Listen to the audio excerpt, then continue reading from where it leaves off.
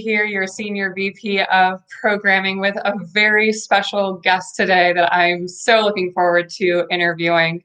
One of my peers, one of my coworkers, colleagues, and now friend, Susan Brumbaugh, is here today to talk about mindfulness and meditation. So just a quick backstory on how we got connected. So we are both telecommuters for RTI International, which is the nonprofit research company that we work for. And I was doing a little bit of digging on Susan's background and found out that she's got her PhD in sociology, also her master's in education, and you're going to have to help me out. Counseling and education. Thank you. Along with being a licensed mental health counselor. And I thought something that was really interesting too with her work with RTI is she works in the Applied Justice Research Division, working on projects in the Center for Courts and Corrections. So how appropriate that we're hearing from you about this topic, but also given your research background and the focus of first responders, military. I mean, this is really a beautiful pairing for everything that we're going to be talking about today. So again, super thrilled to have you to share some insights, actually go through some meditation together. So thank you for taking the time to chat with us today. Well, it's my pleasure. Thanks for having me on. So I am Susan Brumbaugh, and I live in Albuquerque, New Mexico, which I love. And I'm a telecommuter, and so a lot of people want to know how I even got interested in mindfulness in the first place. So I think it can be helpful to kind of tell that story. Absolutely. So I am a sociologist by training. I have a PhD. And I do most of my research is in corrections, which fancy term for jails and prisons. So I do a lot of work with jails and prisons, inmates, probation, parole. First responders, some of them are police officers. This is sort of the back end, right? Mm-hmm. So after people have been convicted and sentenced and are serving time, and then after they get out. And those are stressful positions too. So mindfulness can help through that whole continuum. Anyhow, so I telecommute. I've been telecommuting for 15 years, and I like people. And the research I do is large scale, and I don't often get to interact with people, with human beings. Now, these days, none of us are interacting with human beings face to face, in these moments of COVID. But before that, I'd sit in my office at my desk and get kind of lonely. And so I just really felt called to be a counselor. And I went back to school and got this degree in counseling. And one of the electives I took was a class on mindfulness-based stress reduction. And I really liked this class. I took it for 1 credit because I thought it was just going to be a throwaway. And I loved it so much, I ended up taking it for 3 credits, took the class for twice as long as I intended to, wrote a research paper, and kind of fell in love with mindfulness. Liked it so much, a year later when the course was taught again, I co-taught it with the professor. And so it really became something that I personally felt like I benefited from, but that I could also use with clients. And every time I would get to the end of a series of sessions with a client and I would ask, what was the most helpful thing we did? Almost always it would be mindfulness. Wow. So to me, to watch how it positively impacted the people I was working with, but also to know what it did for me personally really made a difference. That's a really outstanding statement. Yeah. Yeah. You might be wondering, well, what is mindfulness? Right? Yes, let's begin. It's really popular. You kind of hear it everywhere. And you might even see a sign that says, be mindful of others, or those kinds of things. And there are, I'm sure there's some standard definition for what mindfulness is out there, but I have one that I concocted for myself, and I feel like it captures the essence of what's important for me. So my definition has 3 parts. The way I define mindfulness is intentional awareness on the present moment without judgment. Mm. And these 3 things, all 3 aspects are important, I think. I mean, you could just go with intentional awareness, right? Being mindful means you're putting your mind on something that is important to you. But it's not just about intentional awareness. The present moment is important too. And what I like to share with people is that we spend a lot of our lives thinking about things. There Mm-hmm. are tens of thousands of thoughts filling our heads every day. And most of those thoughts are not about what's happening right now. They are about the past or the future. And there are some people who tend to be a little bit more past focused. They spend a lot of time thinking about something that happened, thinking about what they said or what somebody else said, or what they should have said, or what they should have done, or a mistake they made. They're rehashing something that has happened and having a really hard time letting it go. Versus there are other people who are a little bit more future focused and are really concerned about something that could happen in the future, right? So anxiety is fear of what could happen in the future. And so there are people who feel like they just need to be prepared for any possible thing that could happen, and they play out every possible scenario and figure out what they would do, or they're just churning over the unknown.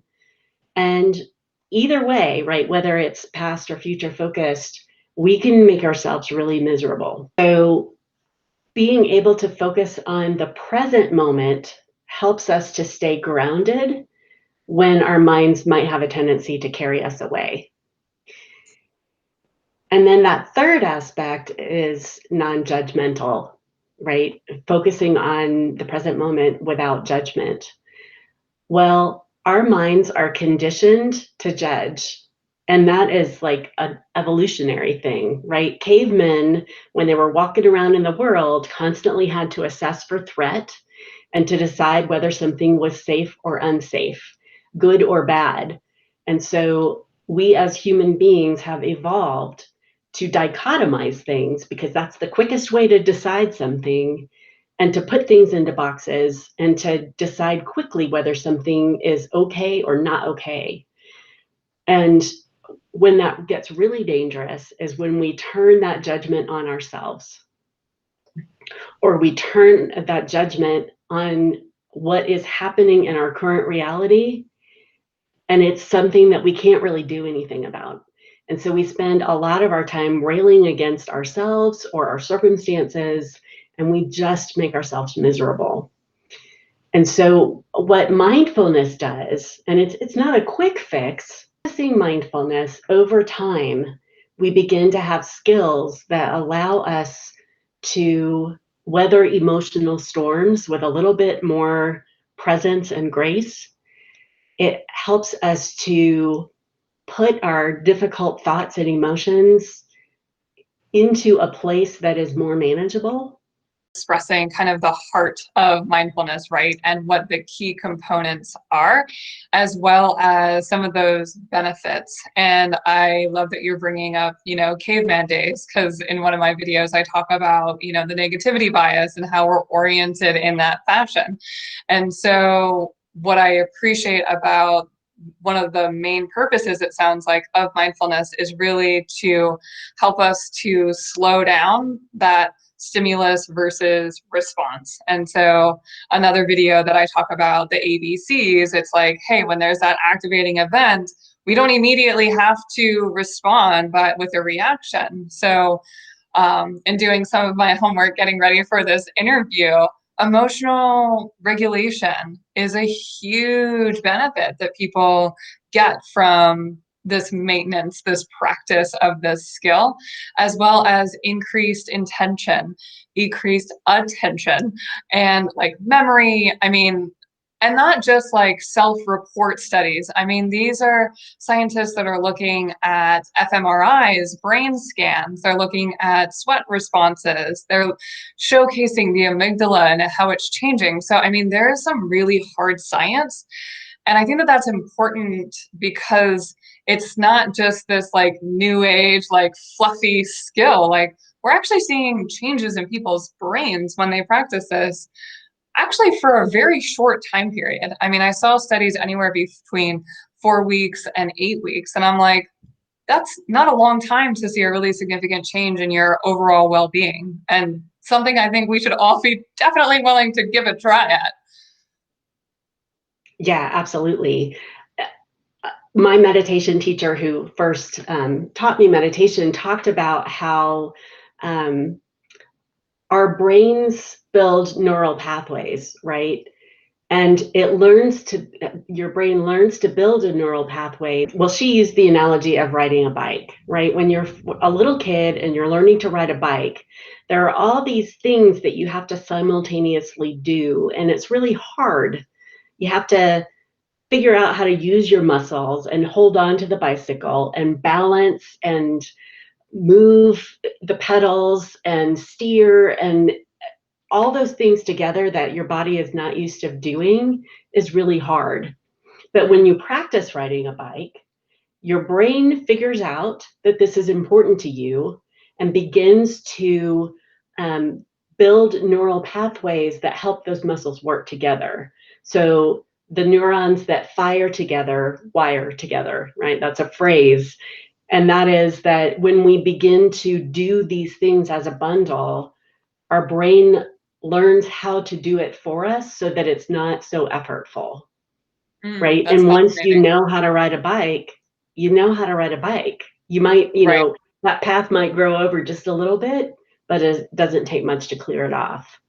Yeah, I think that's really important to emphasize because some of the things that we talk about in our practices together through RTI is this idea of, we take time twice a week to get together to practice, but life happens beyond those Zoom calls. And so the beauty of that ongoing practice is that it becomes part of your lifestyle, right? It becomes part of, in essence, what you're saying is it's just part of who you are. So that when that stress happens, and like you mentioned, I mean, we are all going through stressful times, and people in the first responder and military community have it at an even higher ratio because of all the responses that are happening within our environment right now.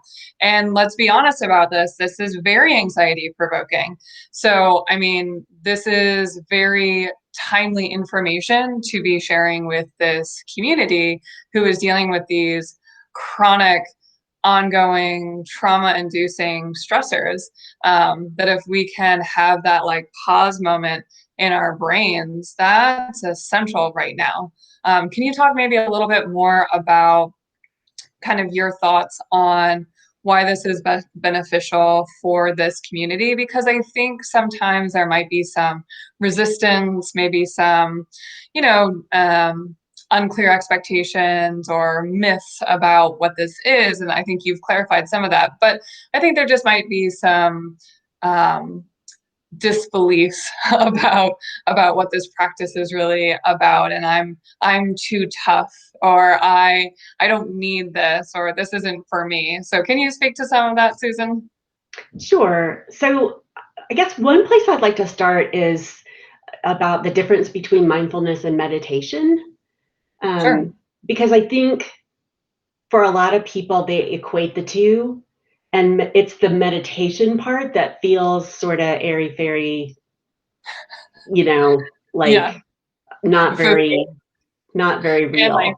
real, right? So yes, meditation can be an important part of mindfulness because, well, let's talk a little bit about what meditation is.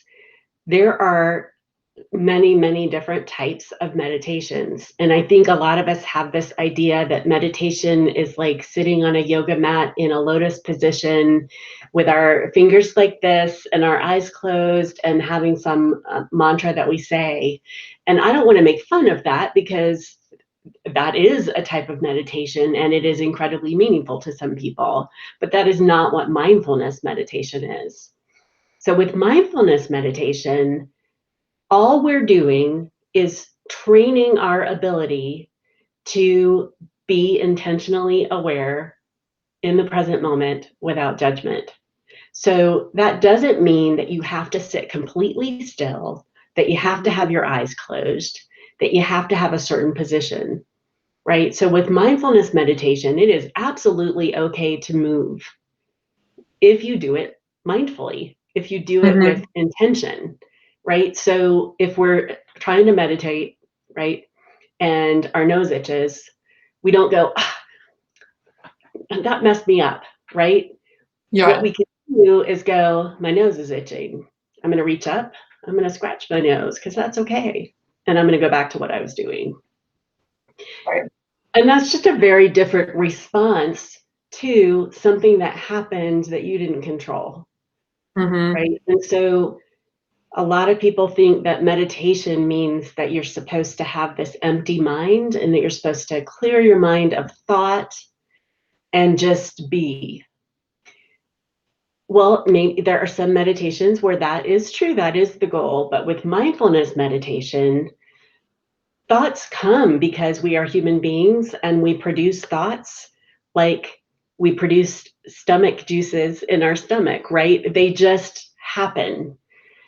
And it's pretty difficult to not think, especially if you're telling yourself not to think, right? That almost guarantees that we're going to have thoughts.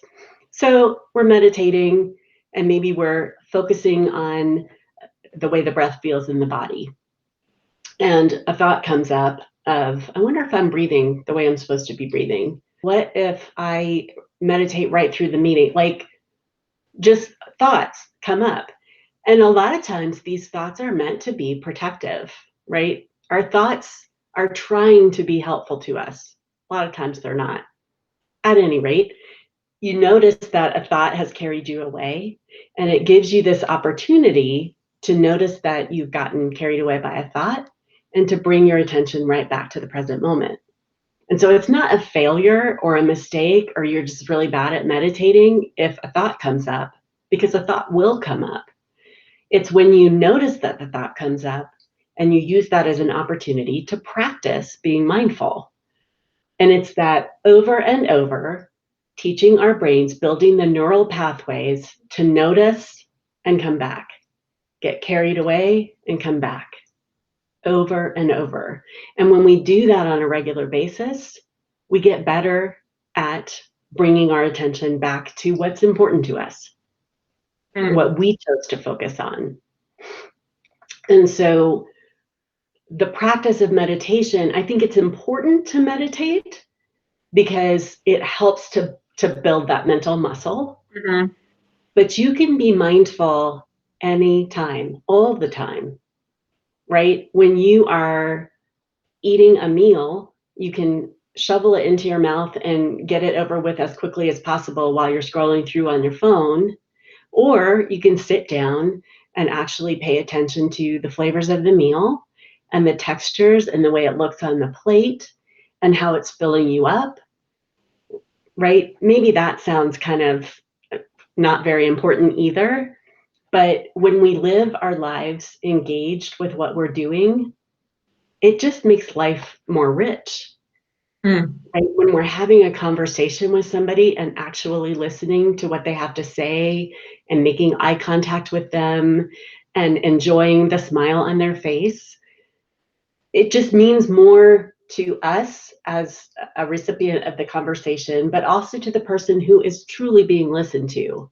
So it deepens the relationships we have with our families and friends and people who are important to us. It means that when we're watching a movie, we're actually watching it and enjoying it instead of being on our phones during the movie. Mm-hmm. Our phones for Pete's sake. Right. Yeah. You No know, kidding.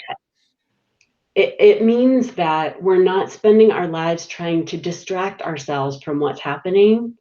It means that we are actually living our lives.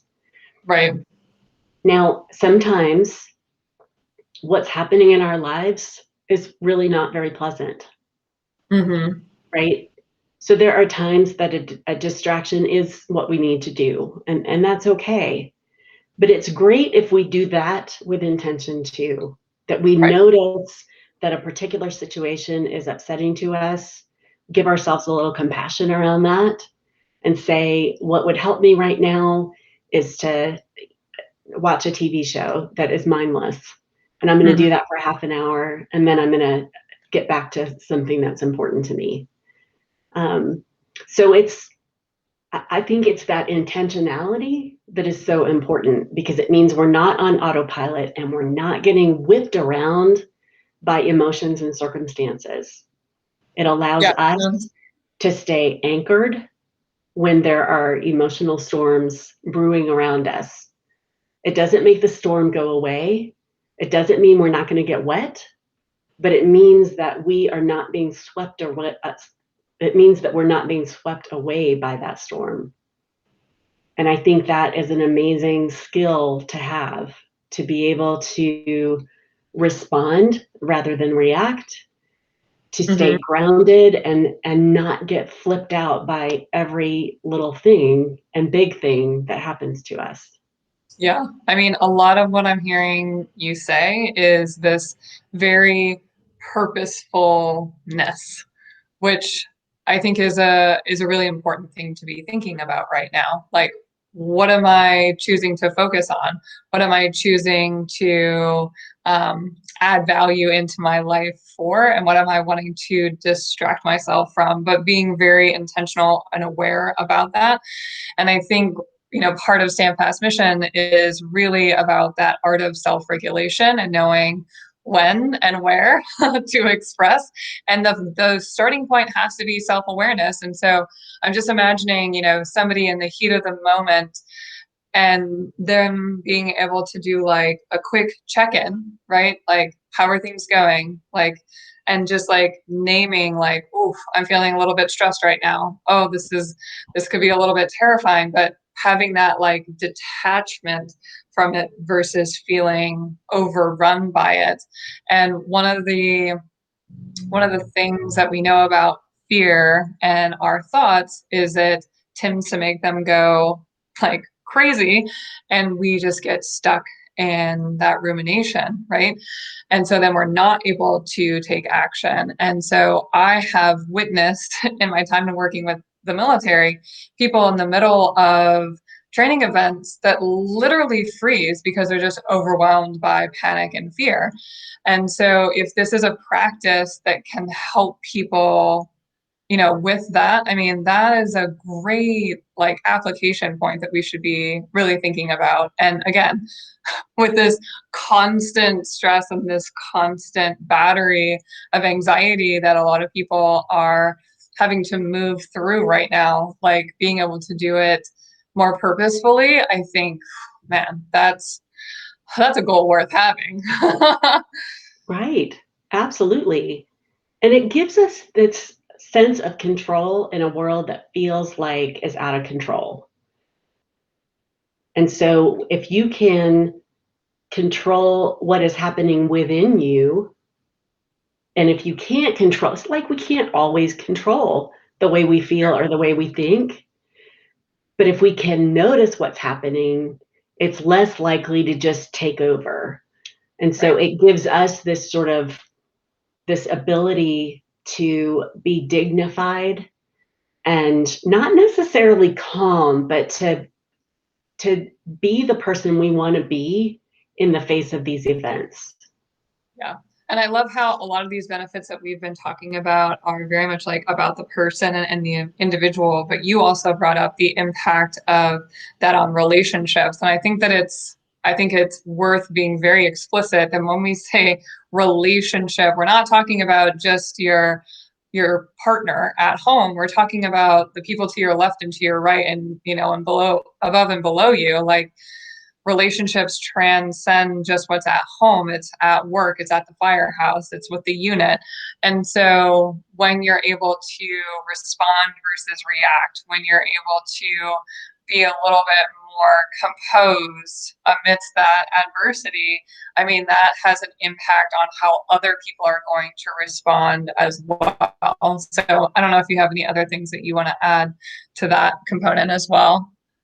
Well, absolutely. I mean, when you were talking, I was thinking about how, in families, if one person is in a bad mood, a lot of times the rest of the family gets wrapped up in that bad mood too. And with Mm-hmm. mindfulness, me as a human being, right? If my husband is just crabby, then I can, instead of just getting crabby too and thinking to myself, what did I do? What is he mad at me about? Or again, like to get all irritated and wrapped up right along with him, I could take just a moment and go, huh, he's crabby, right? And to notice how that makes me feel. And if it's making me feel, kind of not that great, I can have a little bit of self-compassion. And then I can choose, okay, how do I as a spouse want to behave in this situation? And that can't happen if I don't have that presence of mind to notice how I'm even reacting to what's going on, how it is making me feel, and how it's making me want to behave. And that gives me a sense of control, and it helps me not to escalate and make things worse by being in a crappy mood too. Yeah, fire meeting fire is not the helpful response in that situation. So yeah, I think we're really hitting on a lot of these good things that come along with practicing this. And so I'm a little bit eager to get into actually doing a session together. And Susan and I had spoke about how with using heart math and M-wave, bolstering that breathing as well as positive emotions, which I'll be doing another video about here soon. I asked her if she wouldn't mind layering in some of that to this so that we can add those components together. So I am ready to dig in if you are. So I like to start by having you move, Yes. right? So if we move and do little things that make our bodies feel good, what that does is remind us that there's not like this rule and this is sitting in a corner being quiet. This Mm-hmm. is something that our bodies actually like to do. And so if we start meditation with something that makes us feel good, we get a little bit of positive reinforcement that makes us want to do it again. Our bodies go, hey, that's the thing where we get to do something that makes us feel good. Mm-hmm. And that can make it easier to meditate in the future. So it's okay. It's okay to move.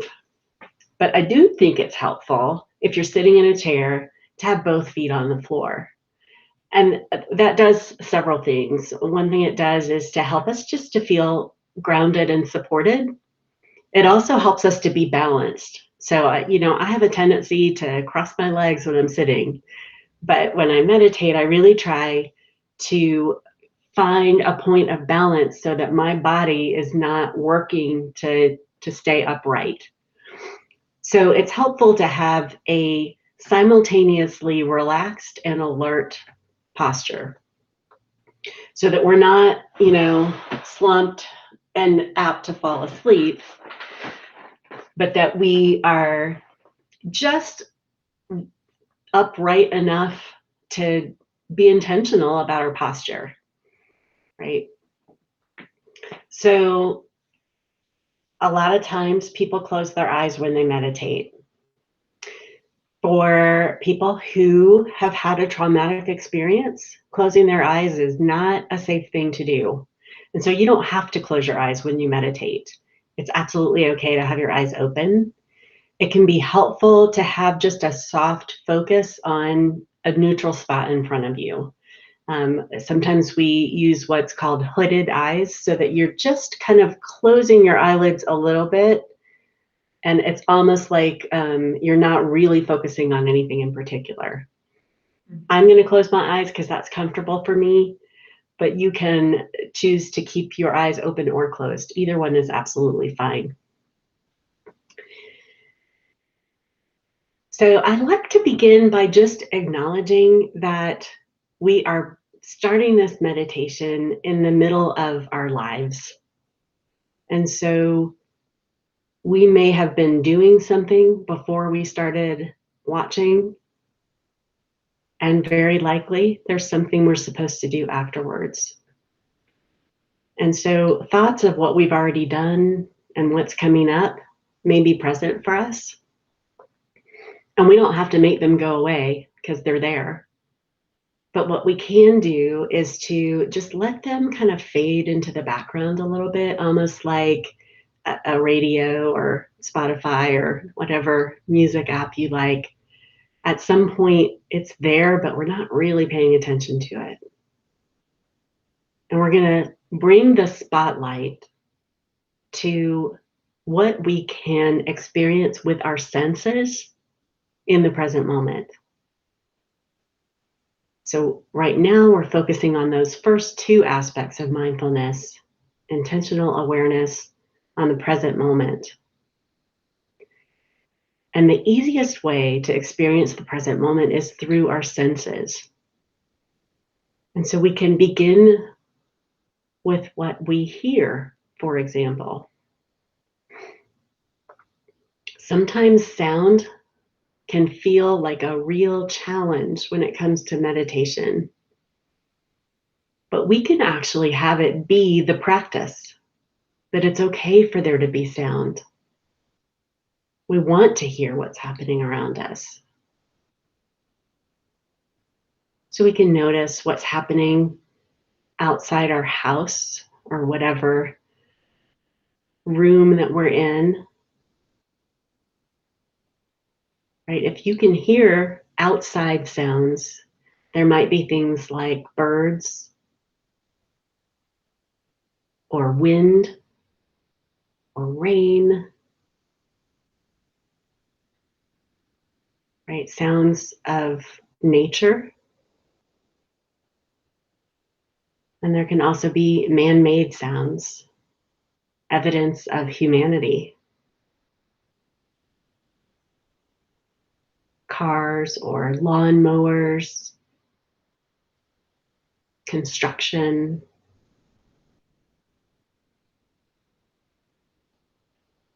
So just take a moment to see what your ears can pick up.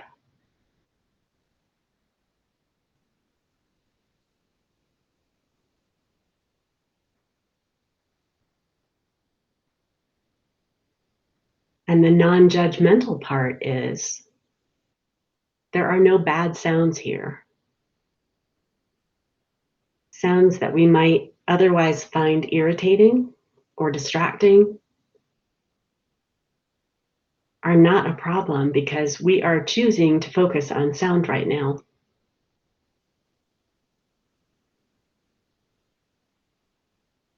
We can also pay attention to the sounds that might be in the room with us or in the house or in the building.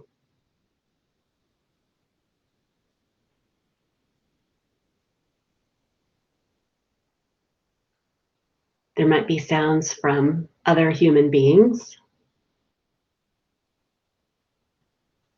or animals that we share space with. Or there might be mechanical sounds of air conditioners or a fan, a washing machine, a ticking clock.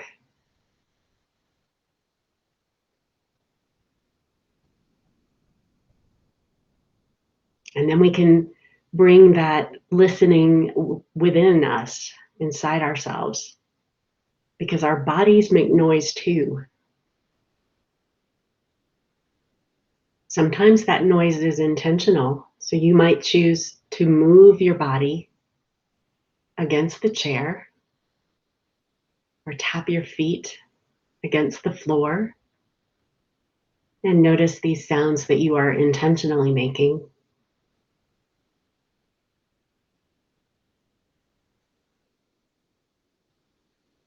Or you can notice the sounds that happen just from being, the things that we don't really think about or have control over all the time. So there might be a gurgling of the stomach as we digest our food. When we swallow, that makes a sound inside our heads.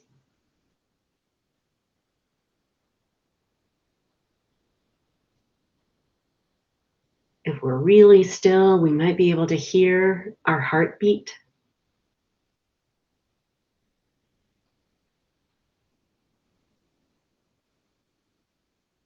And then there's always the breath.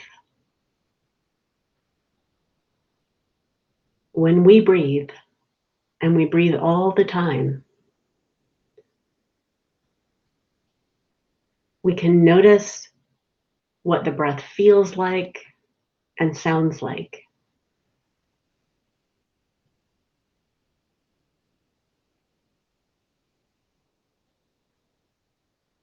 So as air enters the nostrils, moves through the throat and into the lungs, our bodies move in response to the breath, and the air touches parts of our body. And we can notice what that feels like, what that sounds like.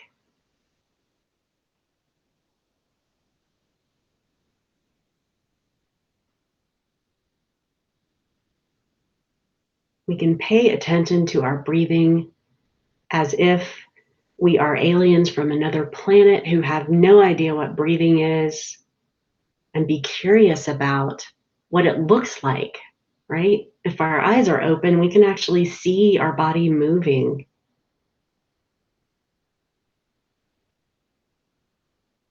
What it feels like.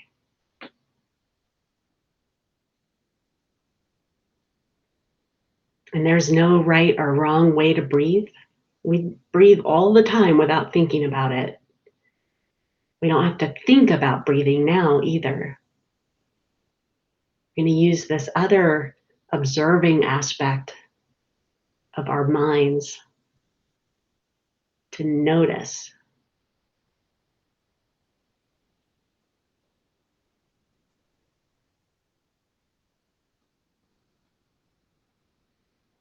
And if it feels good to breathe more deeply,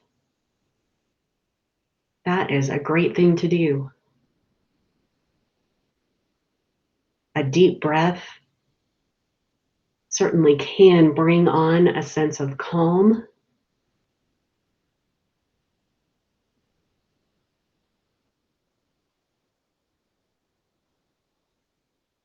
No matter how you choose to breathe, that's the right way to breathe.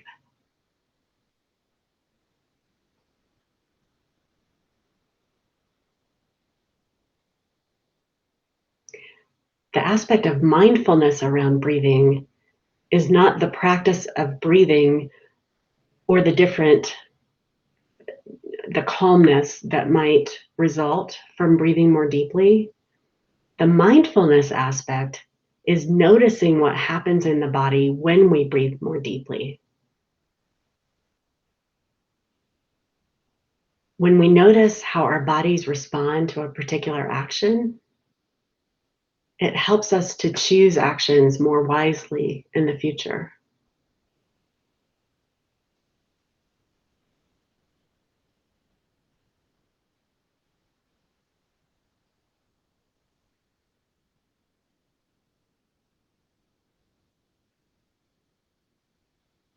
And maybe when I stop talking, your mind wandered.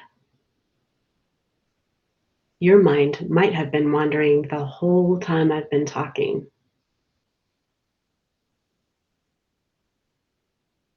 When that happens, and it will,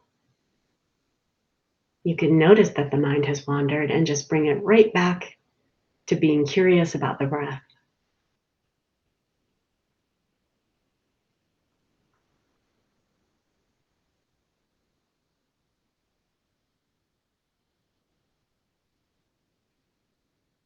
And if the mind gets bored with the breath, there are things we can do to help it stay engaged. We can pay attention to a part of the body that notices the breath most prominently.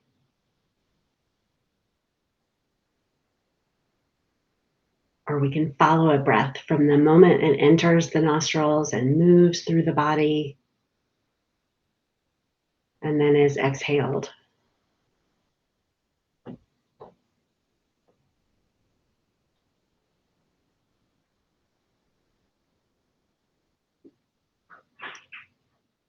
We can also bring a sense of gratitude for the breath, this ability to bring oxygen into the body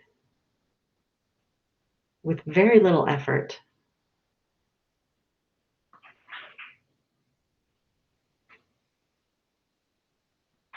We can hold in our minds how the oxygen feeds all the cells of our body.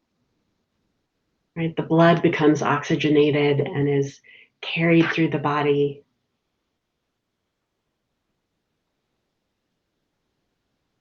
And then what is no longer needed is carried right out.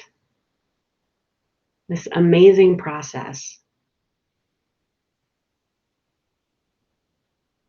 that happens every moment of our lives.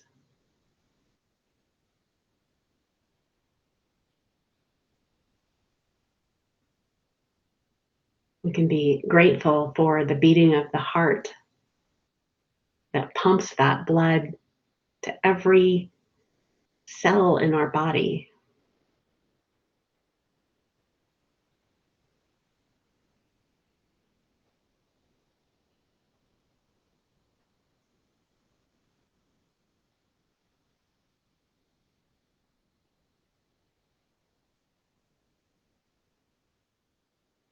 And when we think about gratitude, we can notice where we feel that gratitude in our body. For some, maybe it makes your heart beat just a little tiny bit faster. It gives you just a little bit of a rush. Or maybe you sort of feel your chest opening up and you just have this sense of having a full heart. Like physically, your heart feels like it has expanded.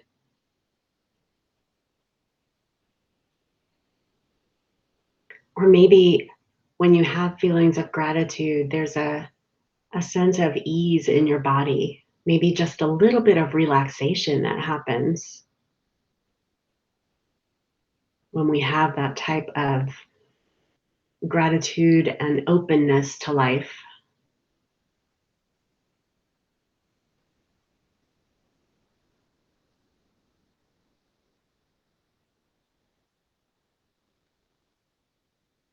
So you might notice as we've done this practice, which has actually gone on a fair amount of time, maybe you've stayed engaged the whole time, maybe you haven't.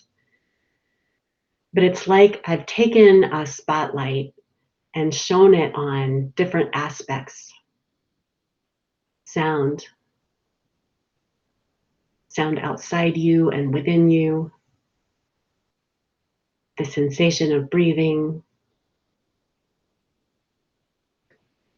allowing the mind to play with gratitude, and then shining the spotlight on how our bodies react in response to gratitude.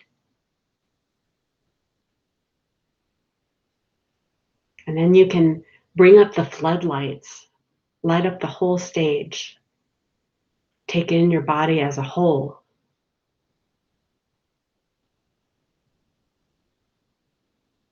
We sit and know that we are sitting.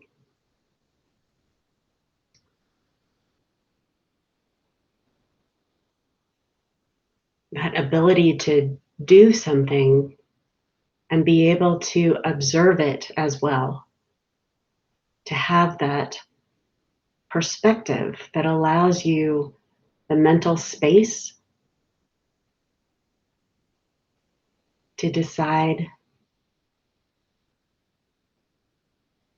to be intentional.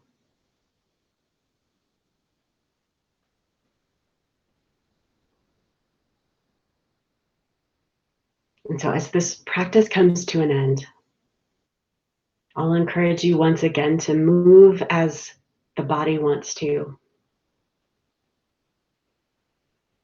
stretching or shifting, noticing again the support of the chair and the ground. If your eyes have been closed, you can open them and begin to take in the surroundings and the space you occupy.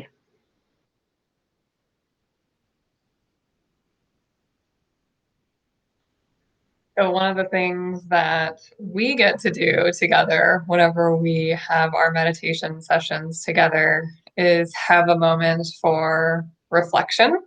And I would love if you could share, you have a like an acronym on how you ask people to reflect. I think it's a good practice for people to have, even if they are doing this on their own and not in a group setting. So can you share that with us? Sure. So a lot of times when someone says, "How was that for you?" we judge it, right? Mm-hmm. It was hard. I liked it. It felt good, right? And so rather than just going straight to what we think about something, the acronym I was taught to use in that very class that I took is called SIFT. Mm. So that stands for sensation, images, feelings, and thoughts. And we do them in that order so that the thinking, judging part comes at the end. And I think it's especially helpful to start with sensation because that's exactly what we were focusing on in that practice.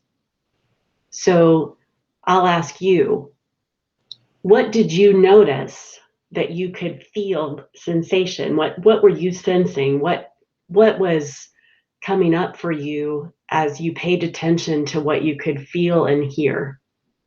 Yeah. So, as far as the sensations piece, I mean, when you were asking me to really focus on the breath and where I was noticing the breath and feeling my ab area expand, um, and also, and I don't know that I've experienced this as much in the past, but you particularly highlighted like the feeling of the breath coming like through the nose, and that was more evident to me this time, and that was really intriguing. Um, Something that I do experience frequently is a warmness in my hands whenever I'm meditating. I'm assuming that has to do with blood flow. Um, and I think those are the major ones from a sensation standpoint.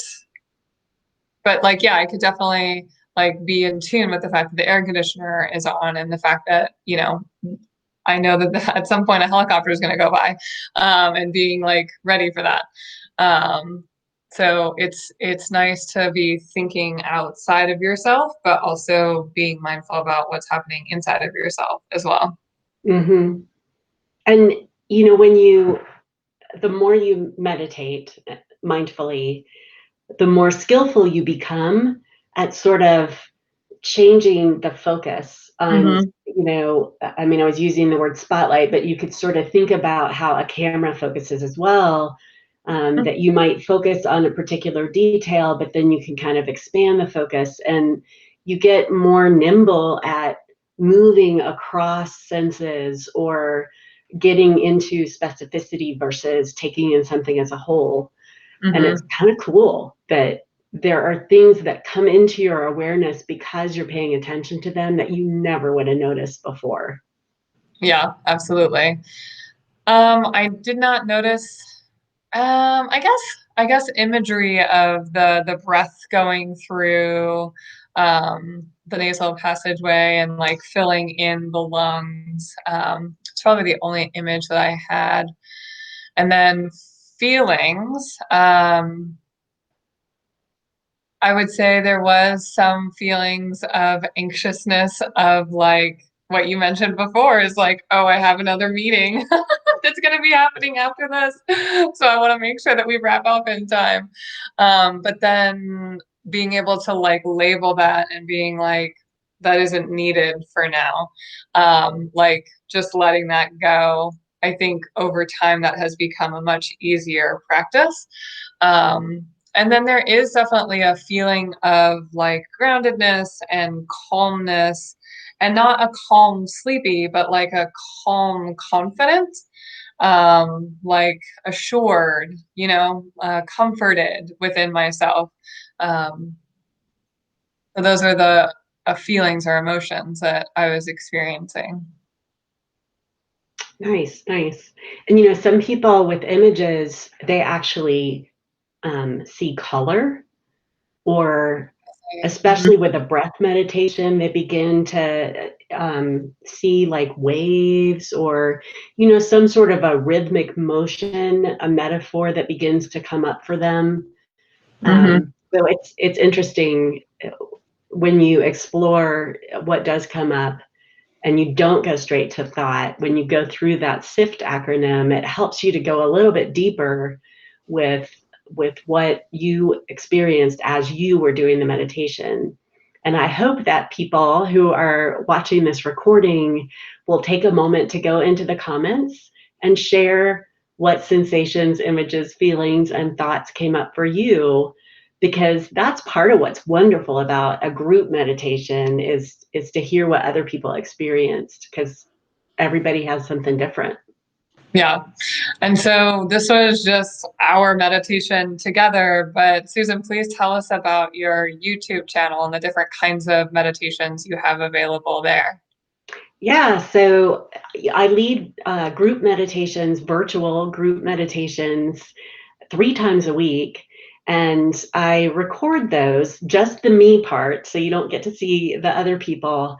And I like to take requests in these meditations. So my meditations are completely spontaneous and improvised. Katie is really good at coming up with wonderful things for us to try out together, and the sky is the limit. So on my channel, I've had it for, I don't know, about 2 months now. And there are just lots of different types of meditations. So, and by types, I mean, what are we shining the spotlight on when we're meditating?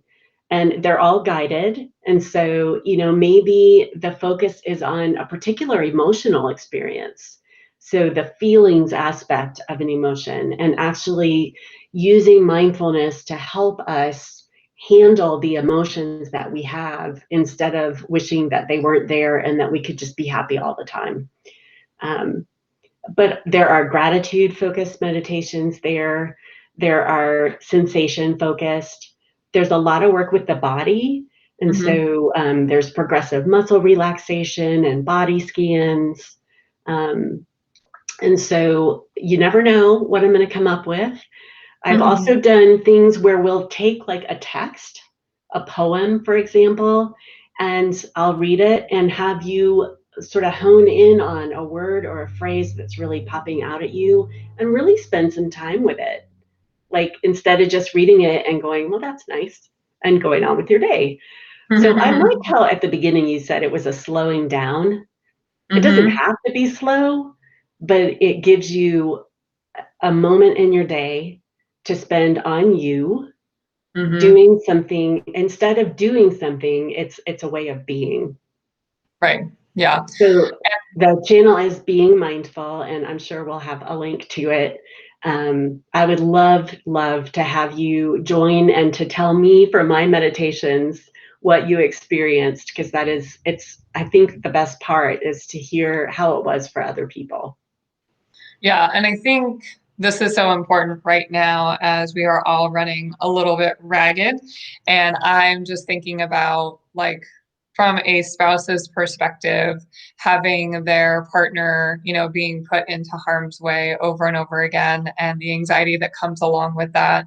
As a military spouse, I was very lucky that Phil never deployed when we were together, but I have had many of my friends, coworkers that have been through that. And just thinking about the first responder community right now when it comes to all the things that people are being called into action for. I mean, these are really our frontline warriors, and the anxiety that stays at home wondering, what's happening with my spouse? What are they going to be confronted with today? And having that extra burden of taking care of the kids or taking care of the home, and juggling teaching your kids and having a job and all the things that are happening right now. And if we have the ability to take a little bit of time for ourselves, right? So maybe, I think these sessions are what, like 10 or 15 minutes. So my hope is that that's something that's doable from all angles, right? And that people can make that time to restore themselves, because a lot of what we talk about in resilience is that recovery piece and that rejuvenation and making yourself whole and full again so that you can continue to give. We're really, very mindful of how quickly people can burn out in these types of situations. So I think people having access to this, really on their phone, wherever they have an extra bit of downtime, is going to be hugely useful. So I'm so glad that you created the channel and that is there. And people can try out different things and just see what works best for them, and maybe do it together as a family, or as a unit or a whatever, like I think the way that this can be shared doesn't just have to be on that individual level. So I like that we talked about that. Any Absolutely. final wrap up comments that you want to add in before we say goodbye? I get one thing that I think I haven't touched on and is important is that we can be mindful in our interactions with others. So, Mm, aside from meditating, when we're having a conversation with another human being, when we can do that mindfully, it really deepens relationships. Teaching kids this, modeling it to them, using hmm it with your spouse, even if they're not using it back, it just makes a difference in our little sphere of influence as human beings. And so I hope that you'll find ways to use it in every aspect of your life. And one of my mindfulness teachers says it's not about fitting mindfulness into your life, it's about fitting your life into your mindfulness. And so mm. we can be mindful every moment. It's hard, right? We can't be mindful every moment,